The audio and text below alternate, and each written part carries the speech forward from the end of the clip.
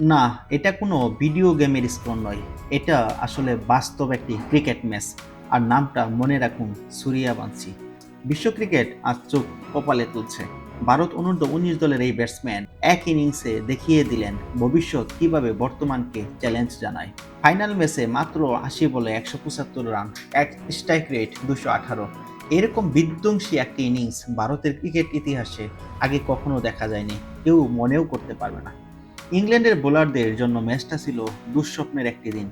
কোনো ওভারই রেহাই পায়নি, কোনো লাইন, কোনো লেন্থ, কোনো বলার, কোনো পার্ট টাইমার, কোনো কিছুই কাজ করেনি।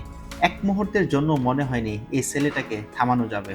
এটা যেন শুধু ব্যাটিং নয়, এটা ছিল শিল্প। যেন ভারত কোনো ক্রিকেটার বানাচ্ছে না, একটা ক্রিকেট ফ্যাক্টরি থেকে রেডিমেড সুপারস্টার বের করছে। এর আগে পাকিস্তান অনূর্ধ্ব-19 দলের সামির মিনহাসের ১৭২ রান ছিল ফাইনালের সর্বোচ্চ একটি ইনিংস। সূরিয়াবংশী শুধু সেই রেকর্ডটি ভাঙেনি, তিনি দেখিয়ে দিলেন ফাইনাল ম্যাচে কিভাবে ম্যাচ বের করে নিয়ে আসতে হয়। তিনি যেন সরাসরি জাতীয় দলে বার্তা পাঠিয়ে দিলেন ভারতের জাতীয় দলের ওপেনারদের দিকে, আমি আসছি, জায়গা খালি করে রাখুন, জায়গা পাকাভুক্ত করার জন্য আসছি।